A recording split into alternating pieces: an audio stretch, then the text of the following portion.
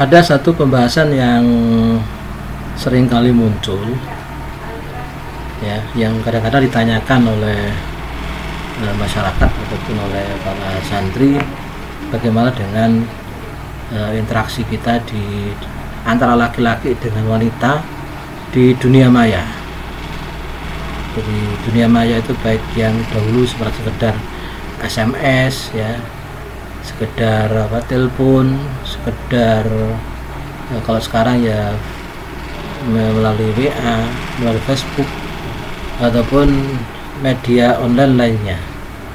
Bagaimana sebenarnya hukum kalau itu tidak berkaitan, interaksi itu tidak ada hajat syar'i yang dibolehkan.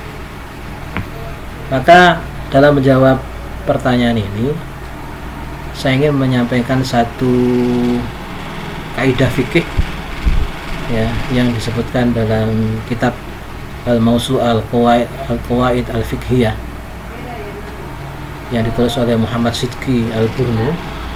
Jadi dikatakan kaidah fikih itu mengatakan al-kitab kal khitab. Tulisan itu hukumnya sama dengan lisan. Saya ulangi, ya. Jadi kaidah fikih mengatakan al-kitabu kal khitabi. Tulisan itu hukumnya sama dengan lisan. Kaidah ini sebenarnya adalah sejalan dengan apa yang pernah dulu dilakukan oleh Rasulullah SAW, yaitu ketika beliau waktu itu berdakwah lewat surat kepada para raja ataupun para kaisar. Jadi beliau tidak langsung datang kepada mereka, tapi melalui surat. Sebagaimana diriwayatkan dari Ibnu Abbas radhiyallahu an, bahwa Nabi SAW telah menulis surat kepada Raja Romawi dan kemudian mengajaknya masuk Islam, sebagaimana dalam riwayat Imam Bukhari. Dakwah lewat surat ini, ya, dalam pandangan Islam itu sama saja dengan dakwah melalui lisan.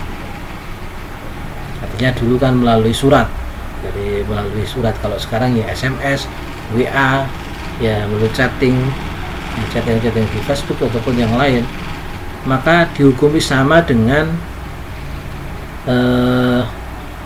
apa yang ditulis baik di surat, di medsos ataupun media-media yang lain. Sebagaimana kaidah tadi yang dikatakan al-kitabu kal khitab, yang ditulis itu sama dengan apa yang diucapkan.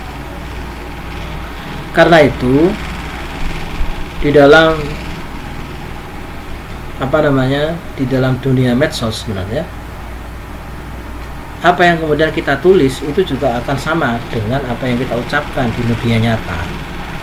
Itu juga akan kemudian kita berdosa ketika kita menuliskan hal-hal yang bertentangan dengan syariat, bertentangan dengan akidah Islam, misalnya mendakwahkan ide-ide kufur, ya, memaki-maki orang, menulis ucapan kotor, ya, kemudian mengatakan kata-kata cabul, memfitnah, menggunjing dan sebagainya. Maka kan saya sangat sedih sekali kalau ada seorang santri ketika dia tidak di pondok kemudian dia mengupload, ya, dirinya sedang bermaksiat, ya, mungkin bahkan kemudian dia mencaci maki, ya. Maka sebenarnya apa yang ditulis itu akan dihisab oleh Allah Subhanahu wa taala dan juga akan diminta pertanggungjawaban. Jadi jangan dikira apa yang ditulis di media sosial itu tidak diminta pertanggungjawaban. Karena apa yang kita tulis itu adalah apa yang kita sampaikan sama dengan apa yang kita tulis. Ya, kita ketik di HP kita, di laptop kita dengan apa yang kita ucapkan. Karena itu Rasulullah SAW dalam hadis Imam Bukhari misalnya, beliau mengatakan man kana yu'minu billahi wal yawmil akhir falyakul khairan aw liyasmut. Barang siapa yang kemudian beriman kepada Allah dan akhir, maka hendaklah dia falyakul khairan, maka ucapkanlah dengan ucapan yang baik, aw liyasmut, atau diam. Jadi kalau kita tidak bisa menuliskan hal yang kebaikan, minimal kita diam. Karena pilihan yang ketiga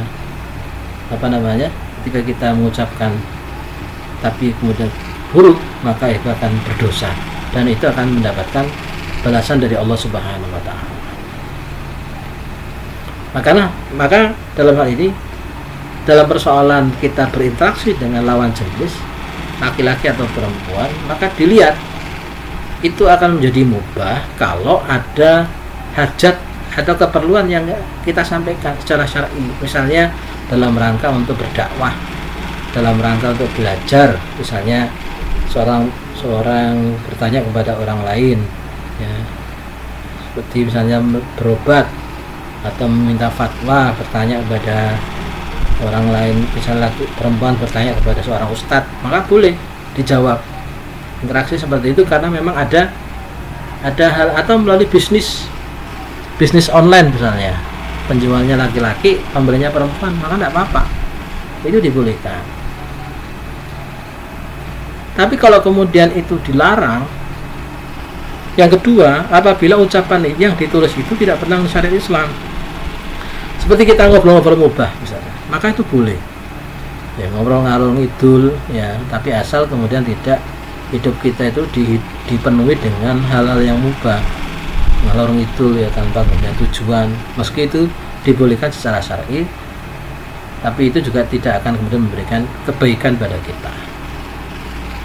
Maka semua chatting, semua hubungan lewat media sosial itu ketika tidak memenuhi satu atau dua syarat di atas itu, maka hukumnya berdosa, hukumnya haram dan pelakunya itu berdosa. Misal laki-laki misalnya ngechat seorang perempuan, ya cuman sekedar guyon, sekedar kemudian sekedar memuji kecantikan, ya, atau kemudian merayu, ataupun hal-hal yang lain, atau curhat masalah suaminya, masalah istrinya, atau masalah dengan pacarnya, ataupun yang lain, maka itu adalah hal-hal yang tidak dibenarkan secara syar'i, atau hal yang itu memang tidak dibolehkan. Maka dalam chat atau chatting hubungan seperti ini diharamkan. Saya kira ini batasan-batasan yang memang harus kita perhatikan di dalam persoalan interaksi ya dalam dunia maya. Ya, maka gunakanlah ya media-media sosial ini kita gunakan untuk berdakwah, untuk kemudian menyampaikan Islam, ya, menyampaikan kebaikan, bukan malah kita salah gunakan. Ingat ya bahwa sebagaimana tadi saya sampaikan, kaidah itu mengatakan al-kitabu kal khitab, bahwa tulisan itu sama dengan ucapan lisan. Mudah-mudahan Allah Subhanahu wa taala memberikan kemampuan bagi kita untuk senantiasa berucap yang baik, untuk bertingkah laku yang baik. Mudah-mudahan Allah Subhanahu wa taala senantiasa memberikan pertolongannya kepada kita. Mudah-mudahan Allah Subhanahu wa taala senantiasa memberikan kebaikan, dengan keberkahan, dan memberikan keridhaannya kepada diri kita, kepada keluarga kita, dan seluruh keluarga besar, pondok pesantren Ihsan, dan seluruh kaum muslimin. Mudah-mudahan Allah Subhanahu wa taala mengabulkan segala doa kita. Amin amin ya rabbal alamin. Demikian yang bisa saya sampaikan, mudah-mudahan bermanfaat. Kurang lebihnya mohon maaf. Ihdinas siratal mustaqim. Assalamualaikum warahmatullahi wabarakatuh.